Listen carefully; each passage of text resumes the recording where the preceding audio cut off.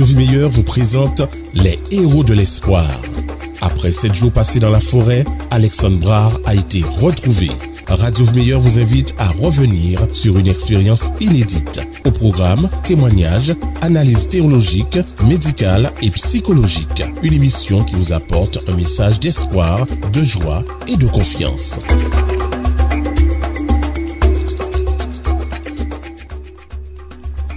Chers amis, merci encore de nous être fidèles sur la 93.3 Radio pour une vie meilleure. Et aujourd'hui, c'est le jour d'un super grand film. Et comme tout bon film, ça ne se fait jamais en une seule épisode. Alors, vous avez eu droit déjà à la première épisode avec Claudie Gobe, avec bien sûr l'invité principal Alexandre Brard. Et quelqu'un me disait en venant, il ne faut plus l'appeler Alexandre Brard, parce que lorsqu'on a vécu ce qu'il a vécu, on doit changer de nom. Alors, si tu permets, cette personne dit, elle voudrait bien t'appeler désormais Alexandre Brave. Ah, tiens. Ah, ça, j'ai trouvé ça pas mal. Alexandre Brave. Alors, moi, j'ai en main le journal de France Antilles, bien connu en Guadeloupe, du vendredi 4 et samedi 5 et dimanche 6 septembre. Oui, c'est sur 3 jours. Et il y a un témoignage de notre homme du jour. Alexandre, voilà ce qu'il dit. J'aime la forêt, l'appel était fort, je l'ai suivi. Alors, Alexandre, ça fait maintenant quelques jours que tu t'en es sorti grâce à Dieu, c'est ton expression. Alors, on pourrait se poser la question, et je crois que les auditeurs se posent aussi la question, qu'est-ce qui a changé dans ton cerveau depuis? Ou alors, quel premier mot, quel serait le mot le plus important que tu pourrais dire maintenant, à cette heure-là? Je commencerai par la deuxième question.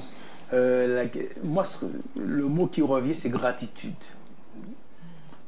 Je suis reconnaissant d'appartenir à une grande et belle communauté de citoyens guadeloupéens, mais au-delà, martiniquais, antillais-guyanais, et puis au-delà même. Des gens ont prié de partout, de partout. Et si, je dois le dire, on m'a posé la question, est-ce que j'ai vu l'échelle de Jacob? Est-ce que j'ai vu, le Seigneur m'a parlé? Est-ce que j'ai rien de tout ça? Je cause avec mon Dieu, c'est sûr. Par contre, c'est quand je suis retourné dans la plaine, quand j'ai entendu l'organisation, et les prières qui venaient de partout, de toutes les religions, qu'ils soient évangéliques, témoins de Jéhovah, catholiques, les gens prient comme ils savent, comme ils peuvent, les gens soupirer. Je dis, c'est leur sollicitation à ce Dieu que certains ne connaissent pas, ou beaucoup d'autres connaissent sous notre forme, qui m'a donné la sérénité, la paix intérieure pendant mon séjour.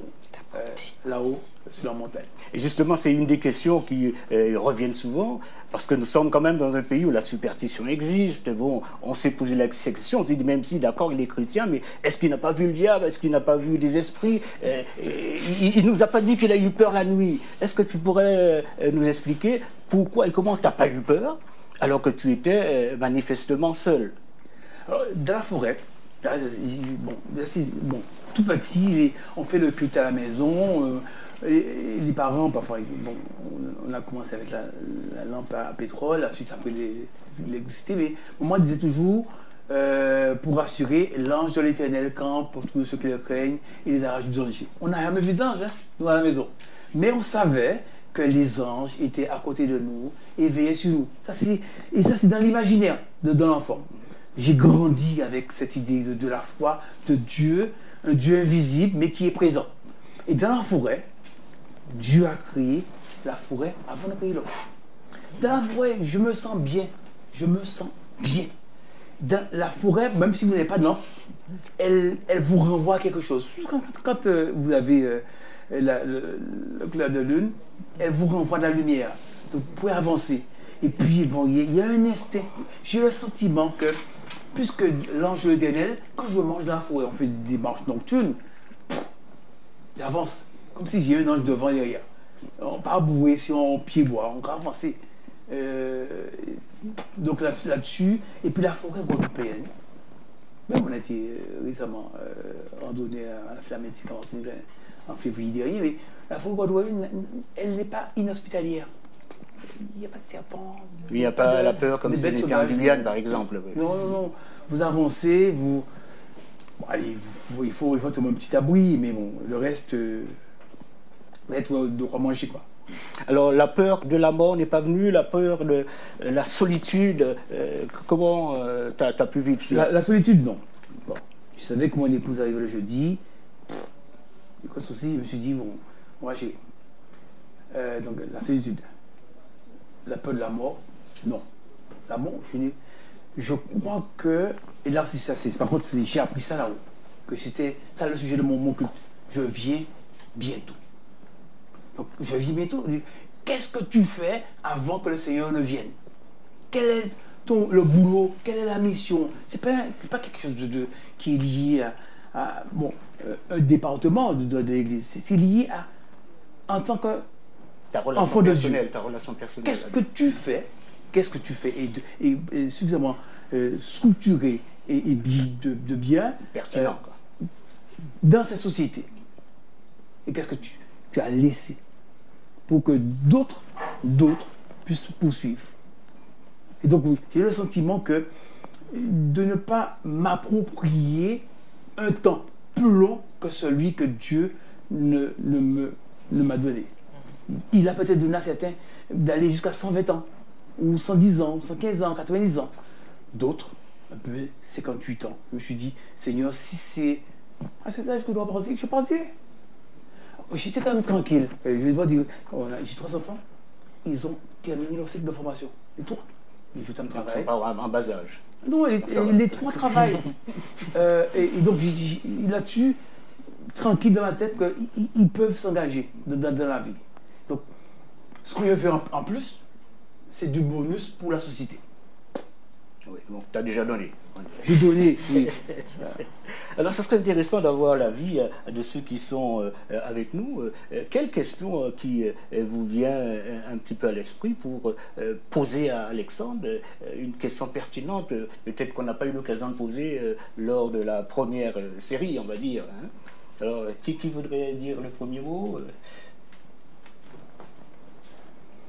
Moi, je veux déjà rendre un témoignage personnel.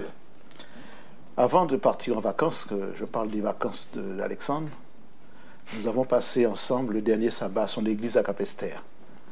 C'est lui qui m'a accueilli, c'est lui qui m'a présenté, introduit. Après, nous sommes restés un peu plus longtemps ensemble. Et cela a déjà fait que je réalisais que le dernier moment de sabbat qu'il a passé en Guadeloupe avant ses vacances, nous étions ensemble. De plus, nous étions en communication sur son téléphone le jour de son départ. Je ne savais pas qu'il était parti en randonnée. Mais je crois qu'il était 11h15 quand je reçois son message, son dernier message, et je réponds. Et lui, maintenant, il ne réagit pas. Il ne réagit plus. À ce moment, je considère qu'il est peut-être occupé à autre chose. Mais quand le lendemain, le surlendemain, je n'ai pas entendu de réponse de sa part, entre-temps, je pense que j'avais reçu l'information qu'il n'était pas revenu. Alors, je dois avouer que la première nuit, je n'ai pratiquement pas dormi. Prié, pas dormi, ennuyé, perturbé, ce sont les mots vrais. Et tout en gardant l'assurance, la foi que Dieu interviendra. Pour 2 raisons. Premièrement, parce que Alexandre connaît la forêt, c'est un homme expérimenté de la forêt. Et deuxièmement, parce que je sais que c'est aussi un homme de foi, un homme de prière. Et qu'à part lui, il y avait de nombreuses personnes, sa famille, ses amis, l'Église, les autres, qui étaient également en prière. Donc je me suis dit, le Seigneur interviendra. Mais ça, c'est le premier ressenti pour avoir passé des heures assez rapprochées avec lui et les dernières heures de son séjour en Guadeloupe, etc. Donc, je n'ai pas vraiment de question. Je n'ai pas vraiment de question personnelle à lui poser. Simplement dire que, évidemment, j'ai suivi avec attention, tout en restant quelquefois un peu discret. Je me suis dit que la famille doit être bombardée d'appels. Et ça, c'était très épuisant.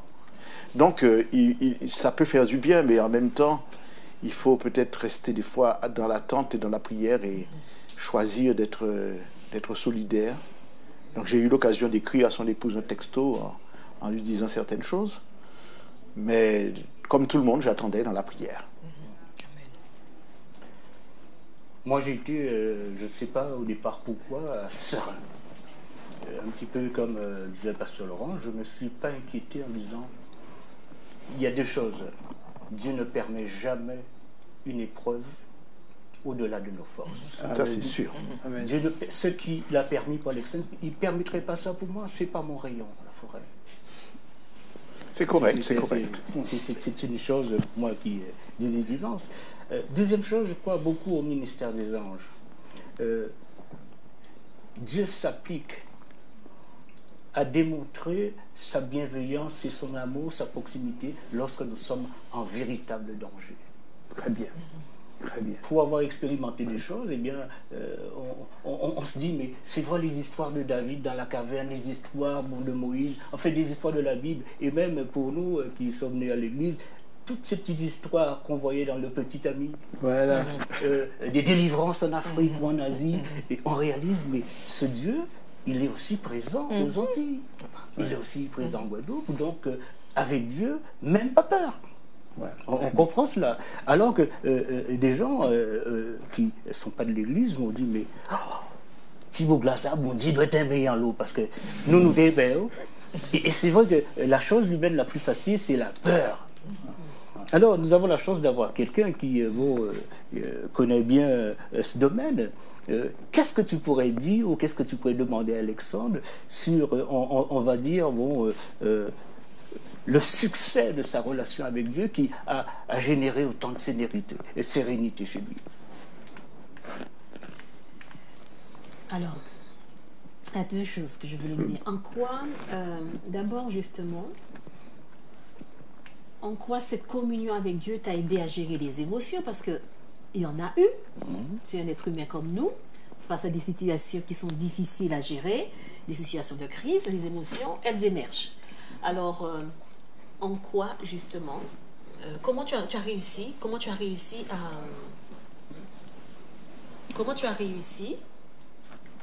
à les gérer, voilà. Et qu'est-ce qui t'a donné, où tu as puisé cette force, comment tu as fait?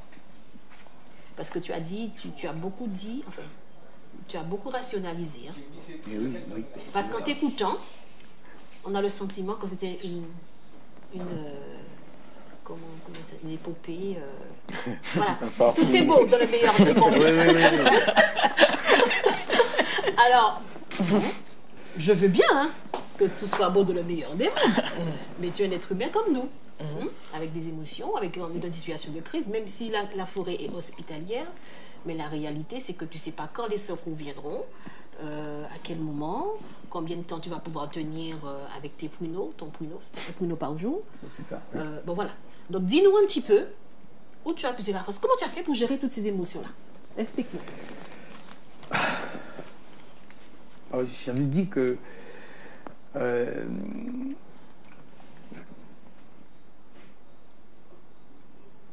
j'avais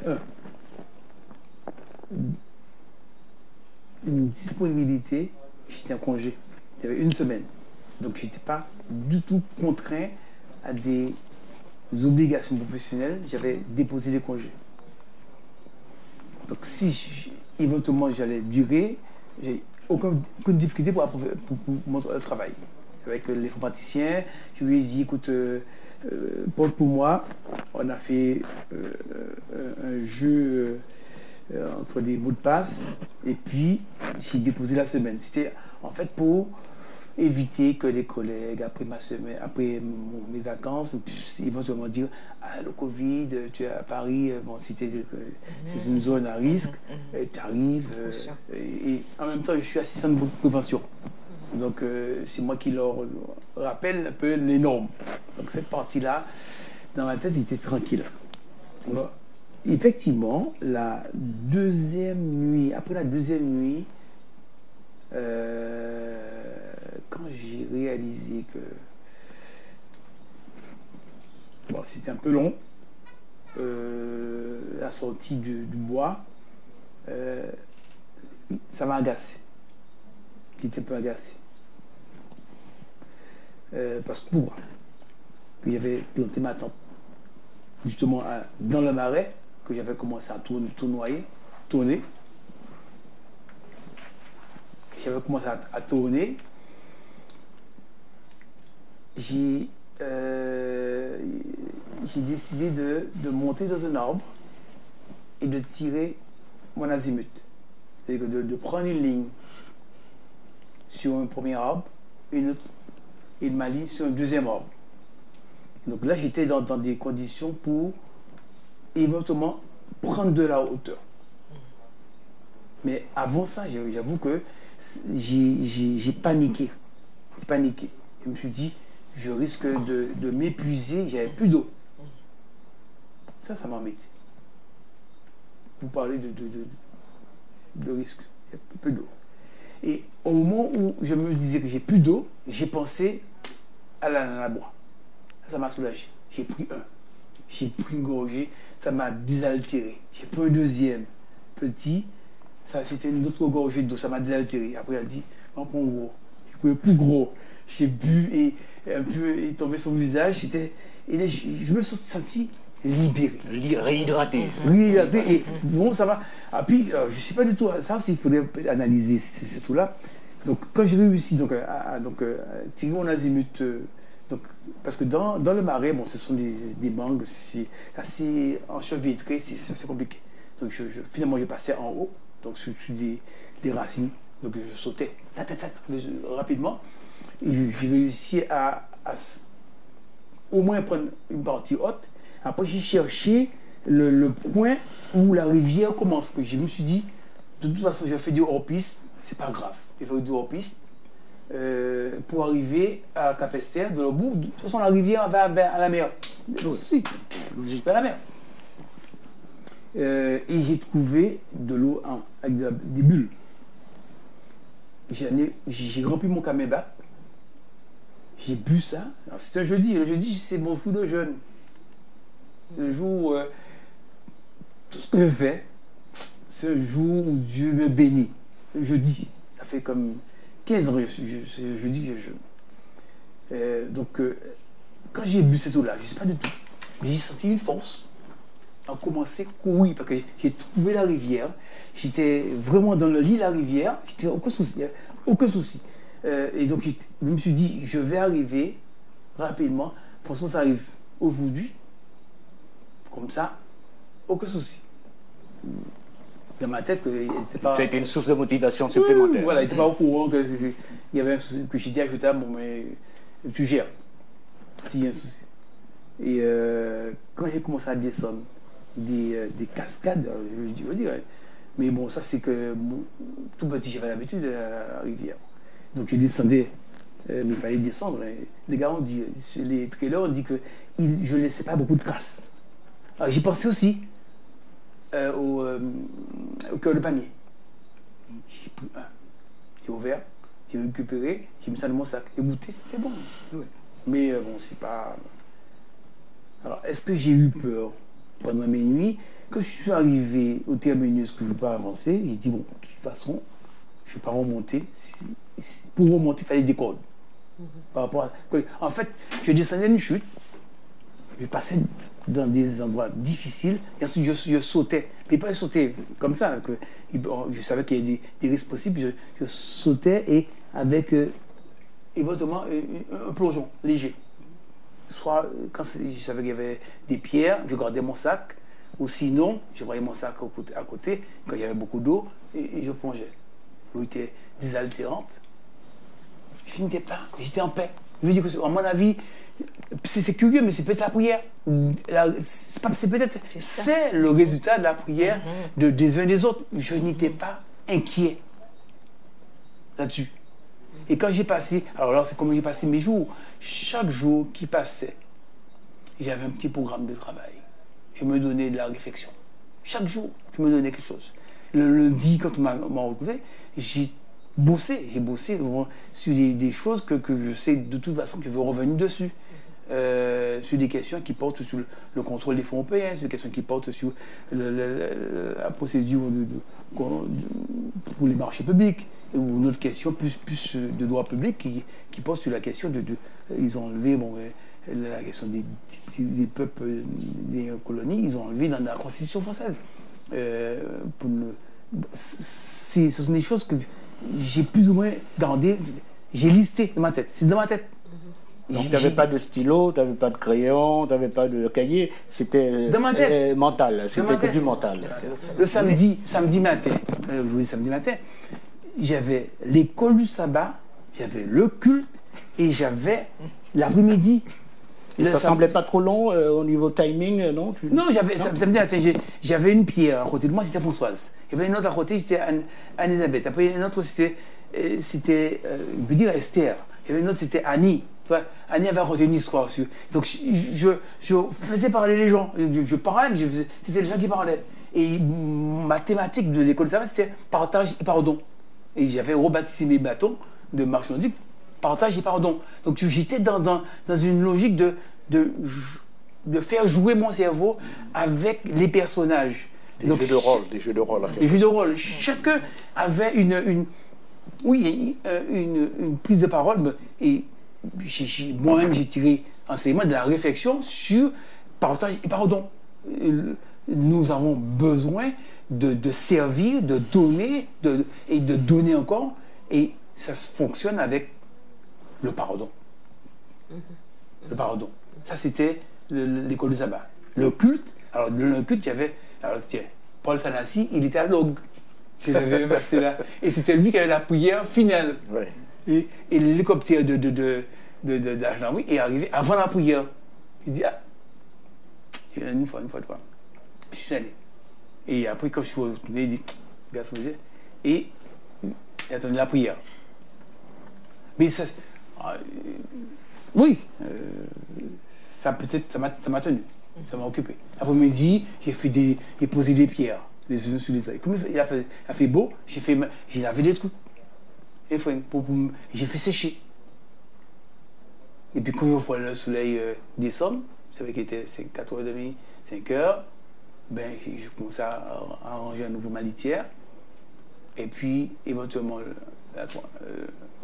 les cigines prenaient le soleil pour étanchéité. J'allais me coucher. Voilà. Donc voilà, je ne sais pas si j'ai répondu à la question. Oui, alors moi j'aimerais poser la question à Viviane, qui est une collègue infirmière et qui est aussi diététicienne. Jusqu'à maintenant, effectivement, je confirme ce que dit notre ami à côté, c'est que c'est un rationnel, Alexandre. C'est un grand rationnel. Maintenant, sur le plan physiologique, comment est-ce qu'on tient, même si on est rationnel, avec un pruneau, pas avec un petit peu d'eau, comment est-ce qu'on tient? Est-ce qu'on est dans le naturel encore, ou on a déjà on a penché dans le surnaturel quelque part, surtout un sabbat? Ouais. Ça fait penser un peu à des périodes de jeûne. Il y a des jeûnes légers, il y a des jeûnes qui sont stricts, où la personne se dit qu'elle va jeûner, donc elle a pris des dispositions. C'est prédisposé. Oui, voilà, pour jeûner. Donc, Alexandre nous a bien dit qu'il a mis l'estomac de côté. Donc, ce qui fait qu'il n'était pas attentionné sur la nourriture. Donc, il prenait son pruneau par jour, et puis il se contentait de cela, parce qu'il était préoccupé par autre chose. Donc, ce qui fait que son estomac lui disait, tu ne t'occupes pas de moi, j'accepte. Voilà. Combien de temps ça peut tenir? Voilà, mais ça dépend des gens. Il y a des gens qui tiennent assez longtemps, il y a des gens qui font 7 jours de jeûne et qui tiennent bien. Donc Alexandre a fait mentir les gens qui disent ouais, mais de toute façon, les gens qui sont un peu végétariens, les gens qui jeûnent un peu en semaine, ils ne sont pas très résistants. Qu'est-ce que tu dirais là, en tant que diététicien? Que les gens qui mangent... oui, les végétariens, les gens qui sont, comme on dit, un peu comme Alexandre, qui est plutôt fruits et légumes, n'ont pas beaucoup de résistance. Ah non, au contraire. Ces gens-là, Ils ne sont pas bien informés. ces gens-là, au contraire, ces gens-là, ils tiennent bien. Parce qu'ils ils se nourrissent de fruits, de légumes, de féculents, de noix, les fruits secs, les oléagineux. Donc, et ils font aussi de l'activité physique. Donc, ils ont tout un programme. Ce qui fait que c'est tout un, comment dire, un kit de santé. Ils tiennent compte aussi de leur sommeil, ça c'est important aussi, de leur sommeil, de leur état mental. Tout ça c'est important, c'est tout un ensemble, c'est pas que l'alimentation, hein, c'est tout un ensemble qui fait que les gens tiennent bien. Et puis ce qui fait qu'ils développent aussi la bonne humeur, ils développent aussi les relations interpersonnelles, là ça c'est important. Tout ça tient, c'est tout un ensemble. Il n'y a pas que l'alimentation, c'est un ensemble. Mais justement, en pleine solitude, en pleine forêt, on va dire, même s'il n'y a pas de serpents comme si on était à certains endroits, en Afrique ou en Guyane ou même à côté en Martinique, eh bien, on se fatigue. On a des peurs malgré soi. Bon, comment comprendre cela? Comment on résiste? C'est le corps qui prend d'autres dispositions. C'est vrai, ça fait comme un instinct de survie. Le corps prend d'autres dispositions. C'est le corps qui réagit. Alors, à quelle somme est-ce que tu as pensé? Bon, vous parlez de la partie, tu disais, qui t'a fait résister mentalement. À quelle somme, à quel quantique? Est-ce que tu as eu des choses qui sont venues de manière spontanée? Qu'est-ce qui t'a raccroché?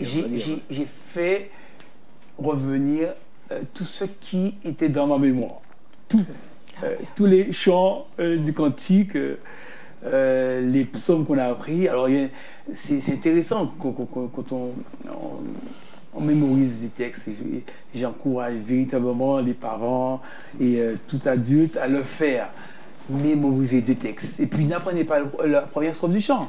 Parce que moi aussi, j'étais limité. La première strophe, et puis après, il y a la dernière strophe, on se rappelle. Mais c'est important de connaître.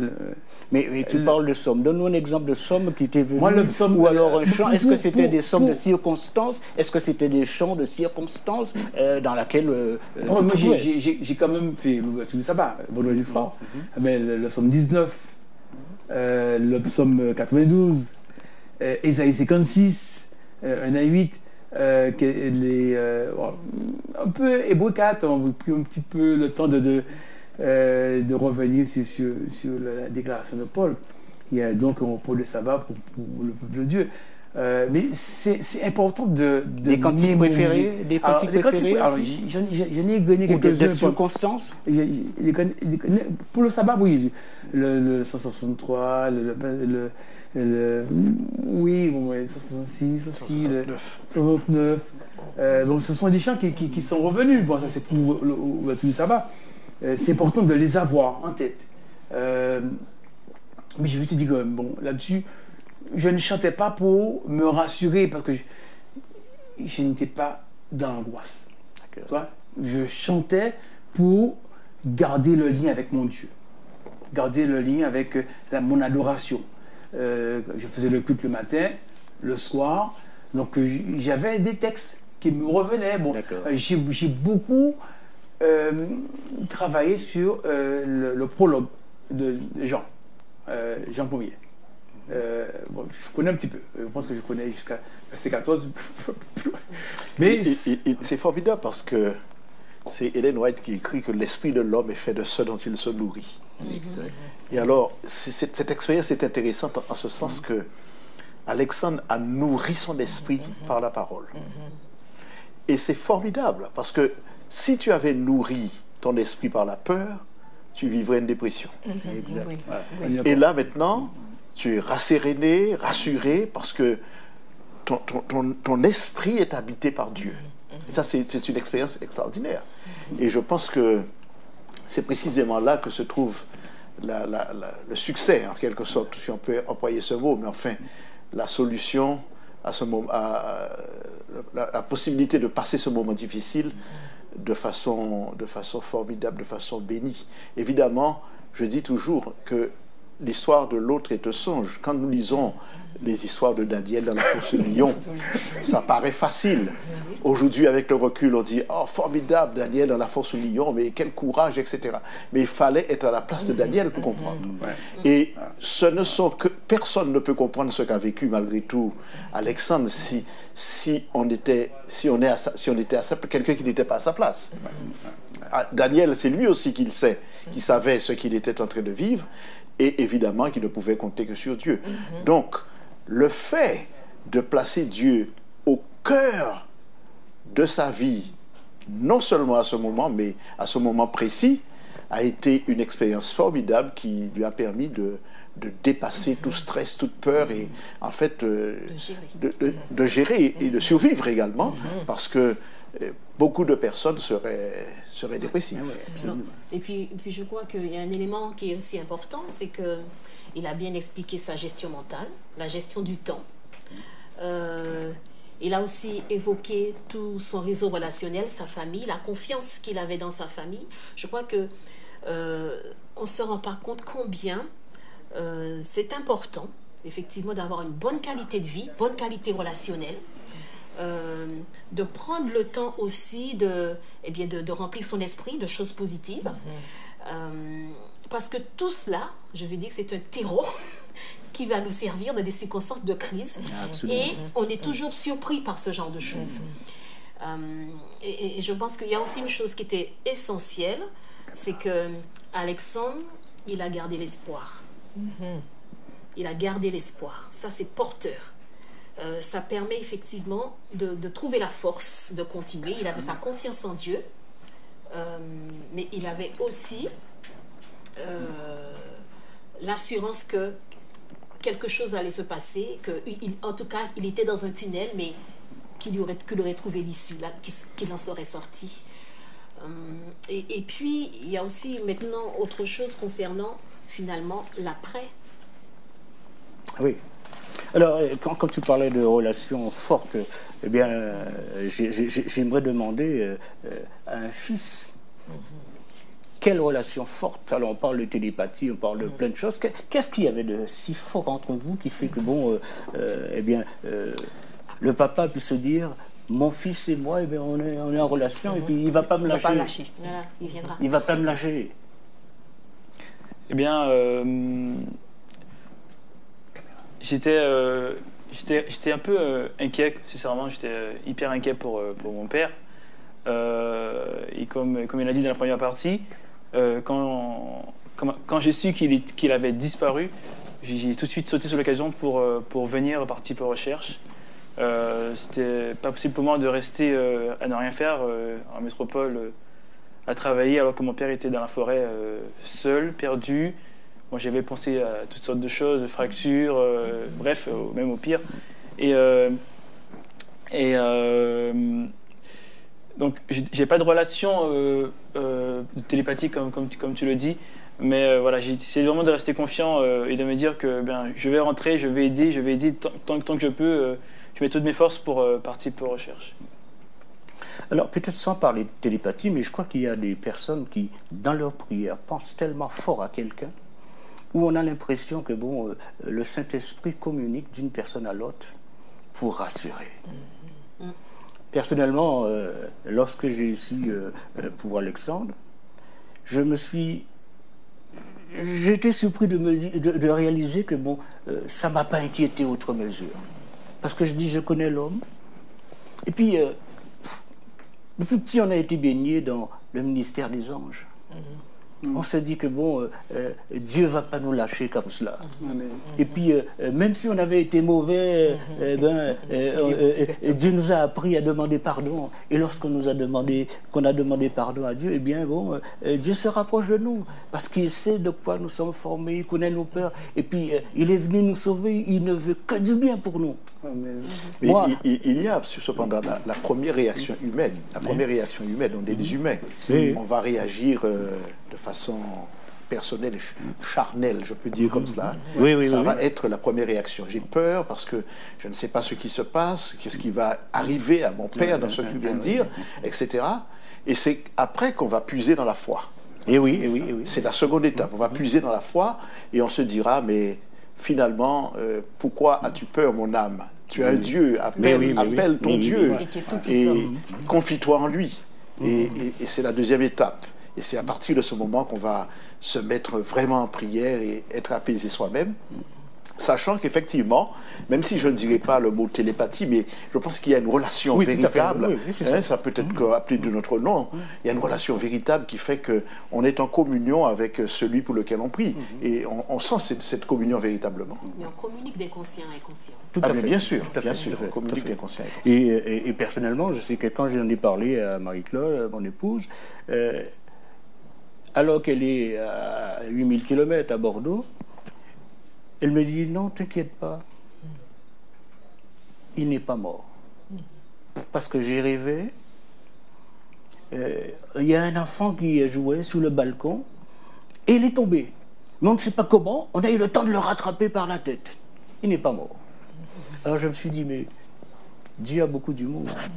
Moi, je ne suis pas capestérien. Il a parlé à une capestérienne concernant quelque... Je dis, mais Dieu, et c'est vrai, je me suis dit, mais Dieu, c'est trop beau, c'est trop beau, c'est trop vrai. Alors, maintenant que nous avons entendu un peu nos invités avec nous sur le plateau, je vais proposer à nos amis... s'ils veulent bien, donc ceux qui nous écoutent ou qui nous voient, est-ce qu'ils voudraient bien nous appeler pour poser des questions à Alexandre? Parce que bon, beaucoup de gens se sont dit, mais quand est-ce qu'on pourrait parler à Alexandre, hein? Bon, c'est bien gentil qu'il y ait des gens qui lui posent des questions, mais nous aussi, nous aimerions lui poser des questions. Alors, Alexandre, prépare-toi à répondre aux questions. Et nos amis, s'ils veulent bien appeler au 05 90 83 25 73. Je reprends, 05 90 83 25 73. Alors, à vous l'occasion de poser des questions à Alexandre. Eh bien, il se fera le plaisir de vous répondre. Alors, ça sonne déjà, très bien. Oui. Allô, bonsoir. Allô, oui, bonsoir. Oui, bonsoir. Nous vous écoutons. Pourriez-vous nous dire juste votre prénom et de quel côté est-ce que vous nous appelez? Cindy. Redites-moi. Cindy. Cindy. De quel côté? Des Abîmes. Des Abîmes. Donc nous sommes en Guadeloupe encore. Alors posez votre question à Alexandre, ou alors peut-être, c'est pas une question, c'est peut-être autre chose que vous souhaiteriez lui dire.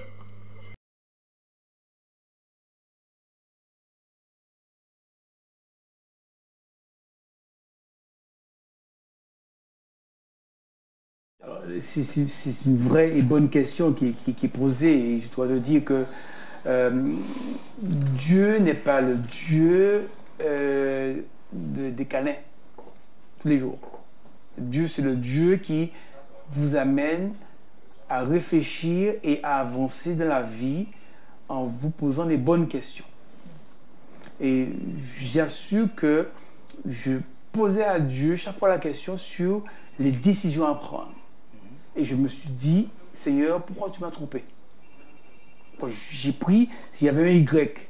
Et dans les Y, j'ai choisi d'aller à droite. Et c'était justement la mauvaise piste. Après, je me suis dit, Seigneur, tu sais toutes choses. Et là aussi, il faut apprendre avec Dieu à compter sur ses promesses. Et il ne vous abandonne jamais, mais ça c'est dans le final. Oui, donc il y a des étapes, recul. Des étapes qui peuvent vous faire douter de Dieu, mais ne doutez jamais de Dieu. Et donc dans tout mon périple, je n'ai jamais douté de l'amour que Dieu a pour moi. Mais c'est vrai que j'aurais pu rentrer plus tôt. Alors, tu viens de dire pourquoi tu m'as trompé. Il y a un prophète qui a dit, bon, tu es pour moi une source trompeuse. Hein? Bon, tu n'as pas, on va dire, inauguré cela. Mais qu'est-ce que tu voulais dire par là? Pourquoi tu m'as laissé me tromper ou pourquoi? Voilà. Donc en fait, j'étais parti pour faire juste préparer l'itinéraire. J'avais posé une balise. Et ensuite, je suis retourné. J'ai fait jusqu'à 9e. Et je suis descendu sur crête, mais c'était... Je suis à droite alors qu'il fallait descendre à gauche. C'est tout. Mais je dis, Seigneur, bon, je ne vais pas revenir que quand j'ai fait droite, j'ai...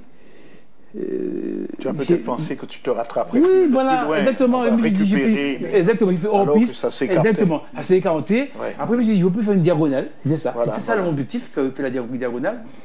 Mais c'était déjà la bonne nuit. Et donc, je suis dormi. Mais même le matin, quand je me suis réveillé, j'ai dit, je fais à droite ou à gauche. J'ai entendu une voix. J'ai dit que c'était une voix de Belson. Parce que Belson, une façon. Gilbert Belson. Mais c'était pas lui. J'ai encore réappelé. Et j'ai dit, Seigneur, je vais faire à droite ou à gauche. Et là encore, j'avais encore consulté Dieu. Et là encore, j'ai choisi d'aller à droite, alors que si j'avais été à gauche, j'aurais récupéré le balisage. Ouais. Mais ça, c'est le plan de Dieu. Dieu a des plans que nous n'avons pas. Absolument. Voilà. Absolument. Et lorsqu'il veut nous faire grandir, il prend le temps qu'il faut. Alors, vous pouvez donc toujours nous appeler, nous rappeler, parce que nous avons déjà eu un appel, en appelant au 05 90 83 25 73. Si vous avez des questions à poser à Alexandre, appelez maintenant. Pour qu'il puisse répondre aux questions que vous aimeriez bien lui poser. Allez-y. Oui, bonsoir. Oui, bonsoir, oui. Alors, ici, c'est Alors, dites-nous votre prénom et d'où est-ce que vous nous appelez, s'il vous plaît? Alors, on appelle du 95 dans toute la France. Ah oui, c'est pas à côté. Non, c'est pas à côté. Et c'est la sœur d'Alexandre, une sœur en Christ de Dugazon aux Abîmes. Très bien. Et alors, Alexandre, je connais Alexandre très bien. On a été à l'église ensemble. Je représente Christiane Gagne. Très bien. Alexandre... alors, quelle question ou qu'est-ce que vous aimeriez dire à Alexandre? Alors, la question que je pose, pas vous poser la question, c'est que je remercie le Seigneur en disant que il faudra que nous puissions faire des choses comme ça plus souvent, parce que le temps difficile arrive et on aura l'occasion de quitter les villes et de fuir par la persécution. Et on doit pouvoir apprendre à vivre hors de la ville. Et comment s'en tirer sans nourriture, sans rien du tout. Et c'est là, c'est pas une question, mais c'est une fortification. D'accord. C'est ça. Donc c'est un partage, Oui, c'est un partage. Nous devons apprendre à faire cela. Et je crois qu'il soit l'antenne au départ, afin que nous puissions aussi apprendre à faire ce qui a été fait. Parce que je crois que c'est une lumière que Dieu nous a envoyée. Et on doit pouvoir le saisir. Très bien, très bien. On doit pouvoir le saisir parce qu'on ne sait pas demain de quoi demain est fait. C'est là que cette force que j'apporte à l'équipe et que Alexandre soit cette lumière qui nous ouvre demain. Très bien. Oui, vas-y Alexandre. Antoine Christiane, merci beaucoup de ton appel et de cette interrogation. Je dois te dire que je me suis aussi posé la question, et c'est peut-être le pasteur qui pourra y répondre, sur la préparation de l'église. On est une église, l'église du reste, qui devra de toute façon vivre des conditions difficiles. Et je ne suis pas sûr, pasteur, que nous sommes préparés pour des situations comme celle-là. J'ai justement, dans l'événement des derniers jours, je trouve cette citation, et à la page 144, tandis que l'hostilité se fait sentir en divers endroits contre ceux qui observent le sabbat du Seigneur, il deviendra peut-être nécessaire au peuple de Dieu de quitter ces endroits pour des lieux où ils ne rencontreront pas une opposition aussi amère à leur rencontre. Et ailleurs également, il y a des idées qui parlent de la tempête de la persécution qui feront qu'on soit obligé de se déplacer quelque part. Maintenant, je pense aussi quelquefois que Dieu utilise l'expérience de certains pour former d'autres. Exact. Alexandre est quelqu'un qui est quand même aguerri à la randonnée, mais son expérience a influencé des milliers de personnes. Et ça fait réfléchir. Et il se pourrait effectivement qu'on soit appelé. Je ne vais pas tout lire, mais il est écrit ailleurs dans ce même chapitre qu'il faudra quitter nos maisons, quitter nos demeures. et aller ailleurs, vivre dans des lieux hostiles. Et souvent, la Bible a utilisé l'expérience d'hommes pour aider d'autres dans la foi. J'ai mentionné tout à l'heure la fosse au lion, mais il y a plein d'autres expériences où même les prophètes subissaient pour pouvoir être un éclairage pour les autres. Donc pourquoi pas, si tu es un de ces instruments de Dieu? Pourquoi pas? Alors, nous allons prendre notre appel parce que bon, nous sommes très demandés, oui. Merci, il y a quelqu'un au bout du fil. Oui, bonsoir. Allô, bonsoir. Oui, bonsoir. Oui, qui est-ce qui nous appelle et de quel endroit est-ce que vous nous appelez? Alors, je vous appelle de la Martinique. Oui, bonsoir. Oui, je suis Marie-Josée de la Guadeloupe et qui habite la Martinique. Oui. Alors, je voudrais encourager. Oui. Je voudrais encourager Alexandre nous avons beaucoup prié, nous avons beaucoup pensé à lui pendant qu'il était dans la forêt. Et donc, ça prouve comment notre Dieu est grand, il est tout puissant.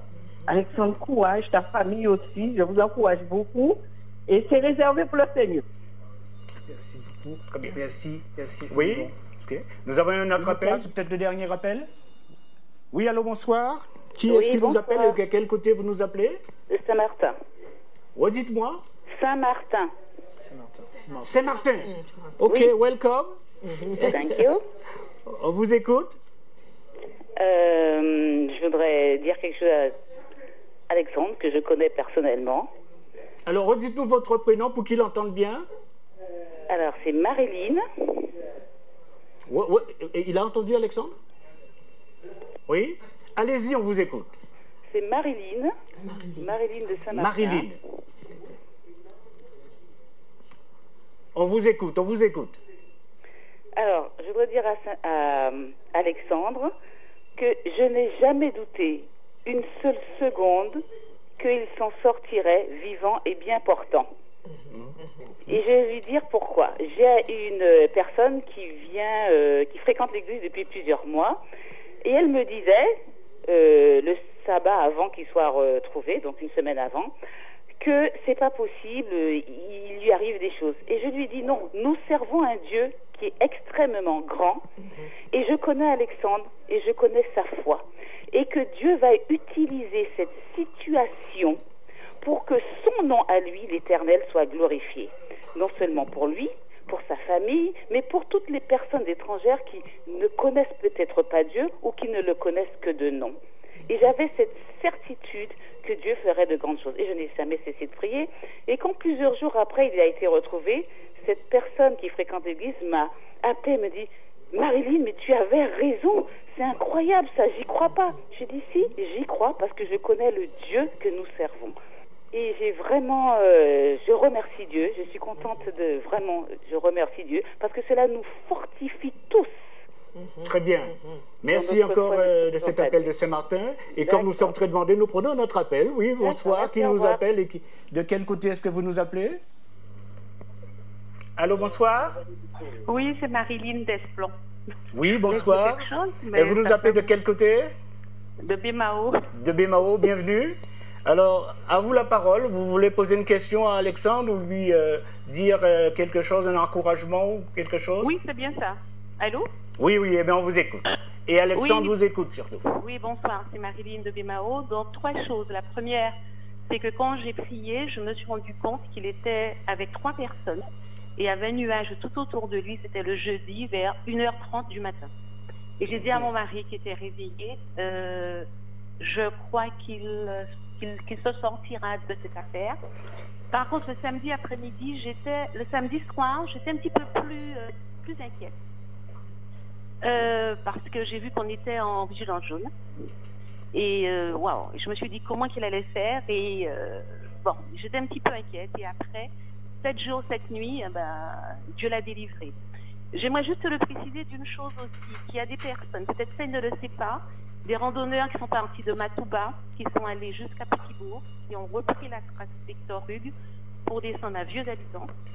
Et pour baliser un petit peu large, pour le chercher aussi, qui était perdu par là. Et là aussi, qu'ils nous ont rassurés. Je ne sais pas s'il est au courant, mais j'aimerais aussi lui dire qu'il y a eu des randonneurs qui sont partis à sa recherche aussi par là. Dernière chose, il a donné quelques précisions sur la dernière chute, parce que j'ai eu des images. Et la dernière chute, au fait, qui était quand même rapide, bon, il y a des questions qu'on va lui poser un peu techniques, parce que moi aussi, je suis dans l'ivresse de la forêt. Je comprends pourquoi il n'est pas resté des fois sur place. Mais en tout cas, il a donné quelques pistes hein, de comment il a fait pour la dernière chute, pour se mettre quand même, je veux dire, à l'abri, entre les deux, entre Pérou et la Crète, c'est ça? Les restes, un truc comme ça. Voilà. Et je ne sais pas si Dieu lui a parlé comme Moïse hein, quand il était à la montagne, mais ce serait bien qu'il fasse un retour. Si au fait qu'il a eu quelques, comment dirais-je, quelques messages hein, du Seigneur pour nous. Voilà, c'est une bonne question. Alexandre, est-ce que tu aurais la chance de rapidement. Merci beaucoup, Marilyn, pour votre petit témoignage. En tout cas, bon courage, et je crois au fait que j'entends que nous devons fuir, mais nous devons d'abord apprendre, comme il a dit, à regarder, enfin, à visiter la forêt. Et singulièrement, je ne suis pas expérimentée, mais c'est vrai que je vais en forêt seule. C'est vrai que ça apporte une excellente quiétude et une paix. Donc je comprends et j'invite tout le monde à aller en forêt parce que c'est franchement magnifique. Entendu, un autre appel, bonsoir encore. Ça fait plaisir d'avoir autant d'appels. Oui, Alexandre, je comprends, hein, ça n'arrive pas tous les jours. Oui, bonsoir, qui nous appelle et de quel côté est-ce que vous nous appelez? C'est Nicole de Mornalo. Bonsoir Nicole.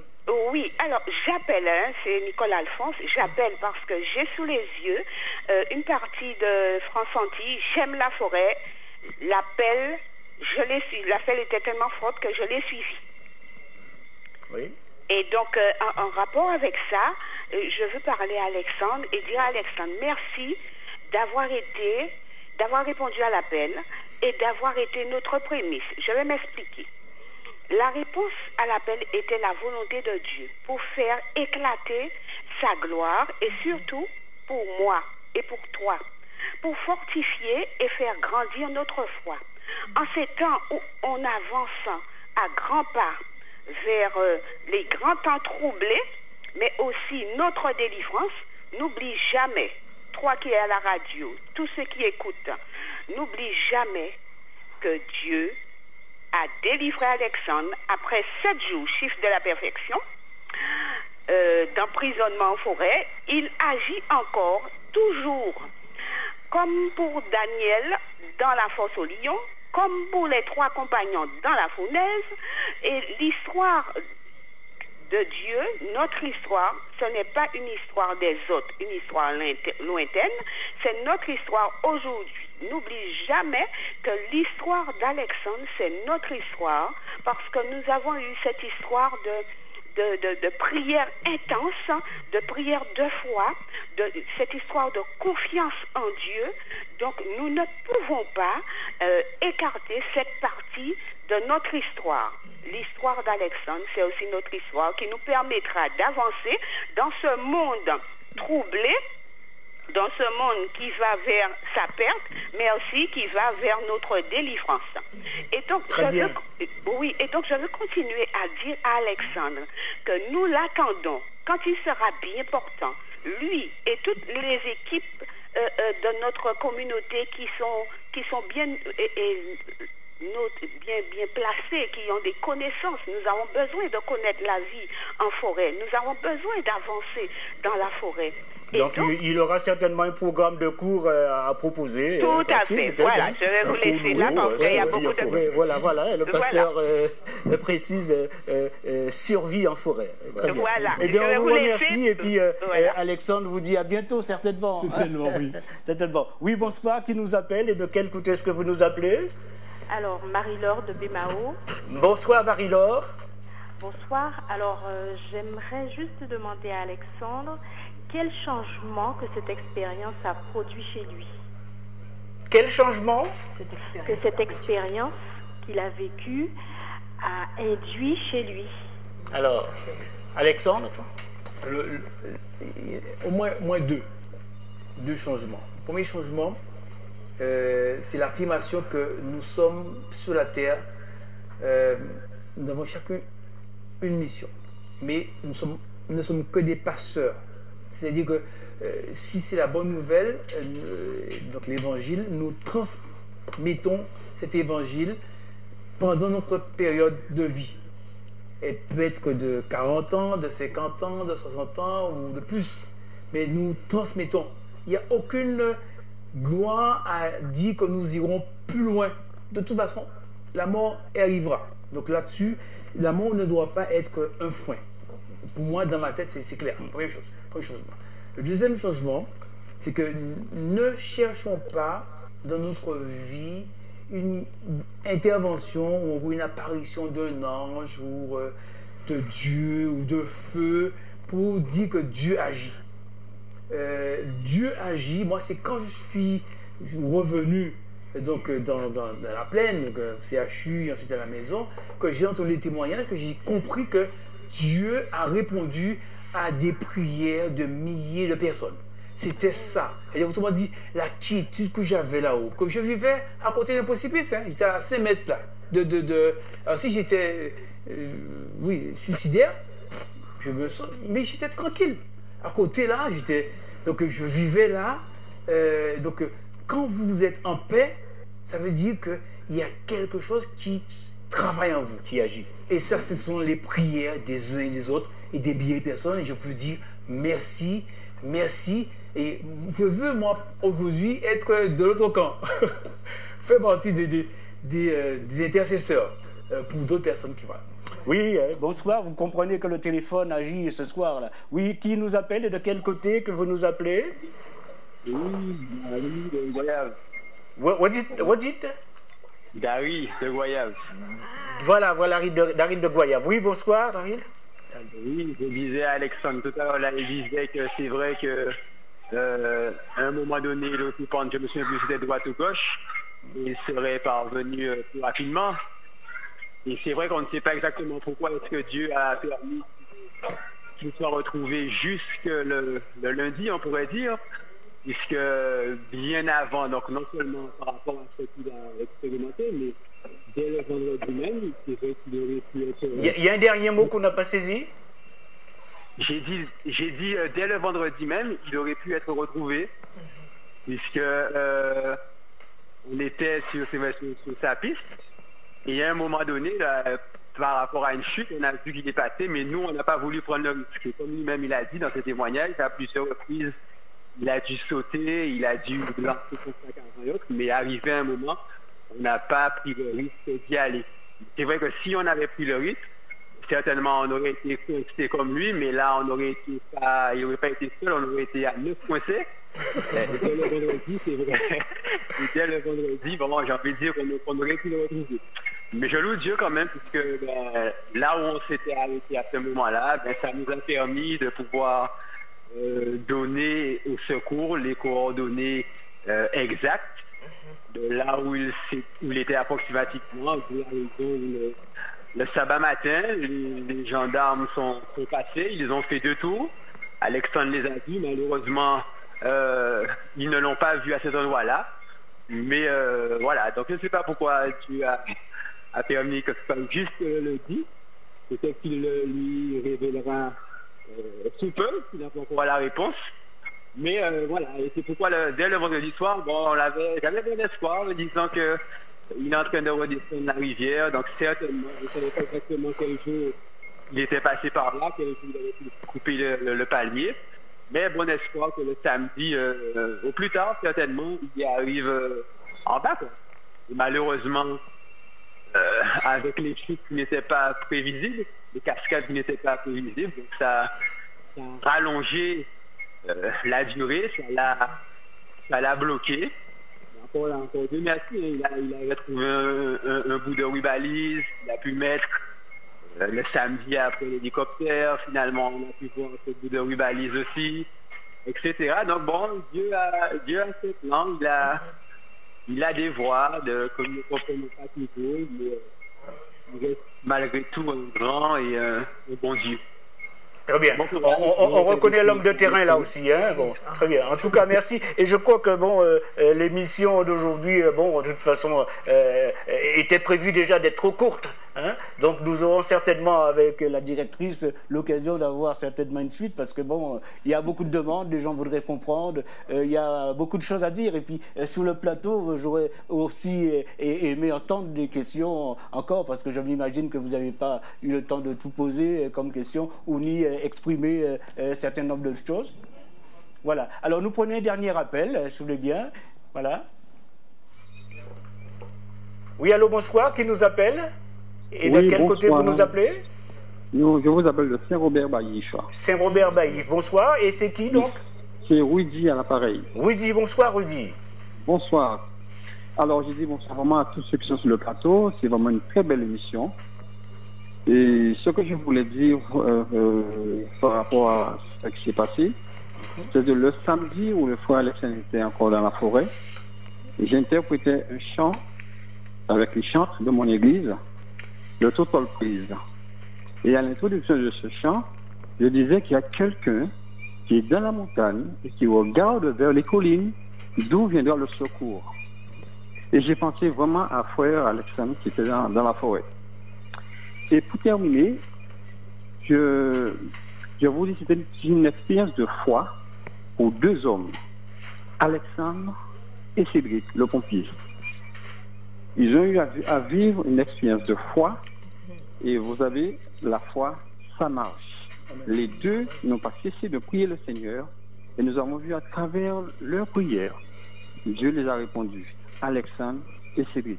Donc je pense que ces deux hommes, ils ne vont jamais s'oublier toute leur vie. Et Dieu aussi. Voilà mon intervention. Très bien, très bien. Dernier appel? Dernier appel pour ce soir. Et bien certainement, on va revenir. Hein, oui. Oui, bonsoir, qui nous appelle? De quel côté est-ce que vous nous appelez? Oui, bonsoir, je suis la cousine d'Alexandre, je m'appelle Jacqueline et j'appelle des Alpes. Pourriez redire le prénom pour qu'il entende bien? Jacqueline, je suis Jacqueline, ta cousine. bonsoir Jacqueline. Voilà, je suis très... Et c'est une cousine, si j'ai bien compris. Pardon? Des Alpes, elle appelle des Alpes. Oh là là, c'est super. Voilà. Nous sommes en hauteur là, c'est bien. Je voudrais remercier Dieu donc pour avoir été présent auprès de mon cousin. Je pense qu'il a envoyé en mission. Après, on saura quelle mission, mais en tout cas, j'ai jamais douté une seule fois que je puisse pas le revoir, parce que il a toujours eu un mental fort, une foi grande et toujours positif. C'est toujours lui qui nous remonte.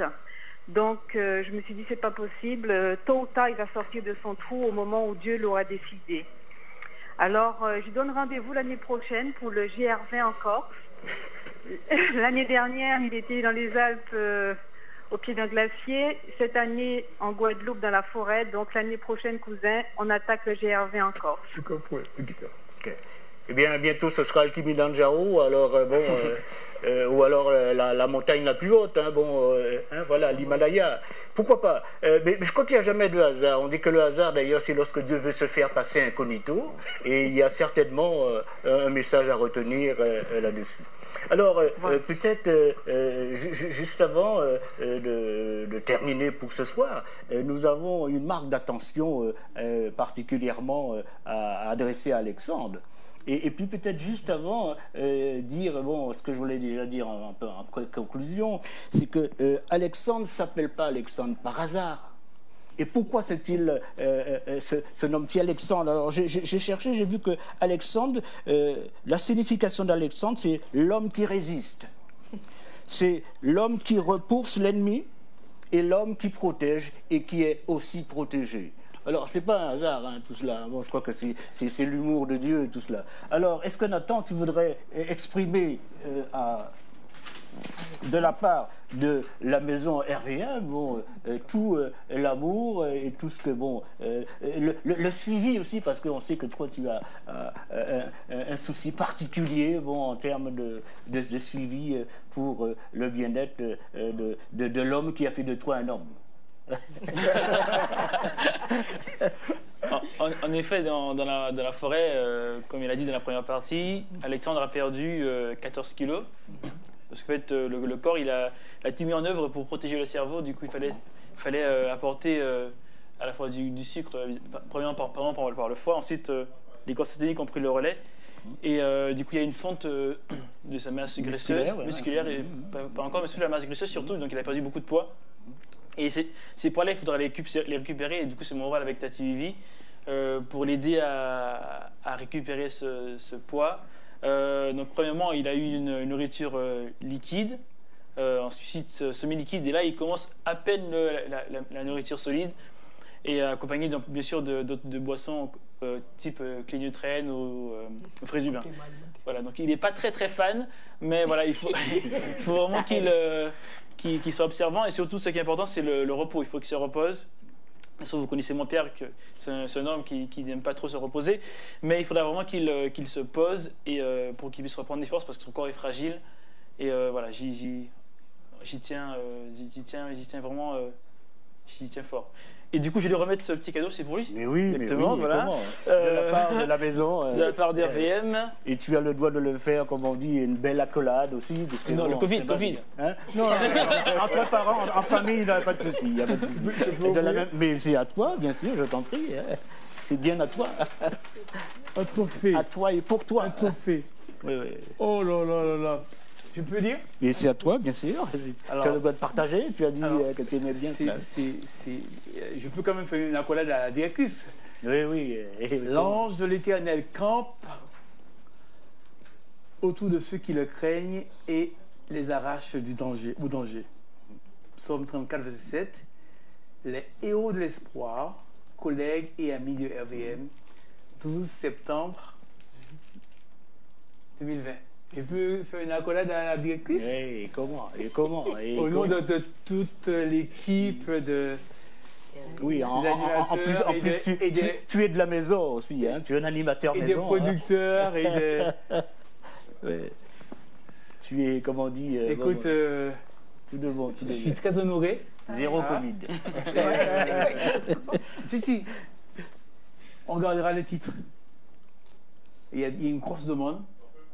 Donc les héros de l'espoir, je me plais à dire, ce sont ceux et celles qui ont lutté par la prière, ont lutté sur le terrain, ceux dans les administrations se sont mobilisés, ceux qui ont appelé jusqu'au secrétariat de l'Élysée pour bousculer un peu les administrations, ceux qui ont eu Madame la présidente du département le soir de façon régulière, avec le capitaine Perrin, mais de façon régulière pour coordonner les équipes, ceux qui ont initié le lundi une réunion de pilotage pour mettre tout le monde d'accord. C'est clair que tout le monde se fâchait et chacun disait renvoyer la balle. Le préfet était en ligne avec Madame la présidente du département, mais personne n'était au clair sur véritablement le pilotage, parce que la région, le département a les moyens et gère la zone domaniale, mais l'autorité reste quand même au préfet, mais qui n'a pas de moyens. Voilà. Et donc il fallait gérer, mais tout le monde, ils avaient initié un travail lundi avec tout le monde, pour que chacun puisse dire, chaque fois qu'on avance, voilà l'information. Cette réunion avait à peine commencé que l'information était donnée, que j'étais retrouvé. En tout cas, merci beaucoup. Les héros de l'espoir, ce sont ces personnes. Et c'est vous, chers auditeurs, chers membres, que vous soyez évangéliques, témoins de Jéhovah, quelle que soit la catholique, quelle que soit la profession religieuse, vous avez prié, Dieu a répondu à votre prière. Nous avons même Dieu. Il y a un chemin, le chemin que j'ai emprunté, qui n'était pas le bon, mais m'a quand même amené à un terminus où j'ai pu être retrouvé. C'est aussi le même chemin que certains doivent emprunter, et le terminus, c'est le même, le ciel. Donc, rendez-vous au ciel, sinon dans la forêt. Ah bon. Très bien. Et pas seul. Et pas seul. Excellent. En tout cas, merci beaucoup. Excellent. Alors, nous arrivons à la fin de notre rencontre ce soir. Je dois exprimer des remerciements pour la prise de son à Pierre Échille, à Laurent Litsoé et à Loïc Rosas, en rappelant que le réalisateur est bien le fidèle Jérémy Ravillon, assisté de Arnaud Pérélus et de Rodrigue Hertin. Merci pour votre écoute, merci pour votre disponibilité, puis merci de continuer à encourager Alexandre, merci de continuer à prier pour lui. Et nous avons le plaisir d'avoir un pasteur avec nous ce soir. Je vais lui demander de dire un mot de prière qui va nous servir de conclusion et qui va surtout nous ouvrir encore plus sur l'espérance que Dieu est un Dieu encore présent. Très bien. J'invite donc tout le monde à incliner la tête là où chacun se trouve. Notre Dieu et Père Céleste, tu nous as donné cet après-midi l'opportunité de rendre témoignage et de comprendre que les expériences comme celle-ci sont un appel pour ton peuple à la prière. Amen, amen. Si mon peuple prie, je l'exaucerai. Et il y a eu cet élan de prière qui a permis également à l'Église et aux bien-aimés de se retrouver dans l'unité. Les épreuves ont cette particularité de créer l'unité, de rapprocher les humains pour te rechercher et comprendre que l'objectif commun se trouve dans la délivrance que toi seul peux donner. Nous te remercions, Père, parce que tu as permis à ton serviteur Alexandre d'être retrouvé et de revenir sain et sauf, aguerri et plus fort, nous l'espérons encore, pour le futur. Que son expérience soit un témoignage et soit également une opportunité pour chacun de nous de réfléchir. Tandis que nous avons un cheminement sur la terre, les voies ne sont pas toujours planes, il y a des moments chaotiques, mais nous arrivons au but si nous te faisons confiance. Amen. Et ce sont là les épreuves de la vie qui sont sur le chemin que nous devons traverser avec confiance, sachant qu'il y a un Dieu, toi, qui est dans le ciel. Et quelquefois, nous pouvons nous interroger sur le silence de Dieu. Mais le temps de Dieu n'est pas le nôtre. Ton temps n'est pas le nôtre. Aussi, nous te disons merci de nous aider à persévérer dans la foi et dans l'espérance, au milieu de l'épreuve et malgré le temps. Et que ton nom soit béni, tandis que tu continueras à bénir non seulement Alexandre, mais Françoise, son épouse, ses enfants, ses sœurs et frères, sa maman, pour laquelle nous prions également, et pour ton peuple d'une façon générale, dans l'Église, et toutes les familles de la terre. En Jésus-Christ, nous t'en prions. Amen. Amen. Amen. Amen. Amen. Amen. Bonne soirée encore à tous et à toutes. Merci de votre fidélité. Et puis sachez, au cas où vous auriez encore des doutes, bon Dieu là ça, il aime nous même. Amen. Et il aime nous fort. Amen. Amen.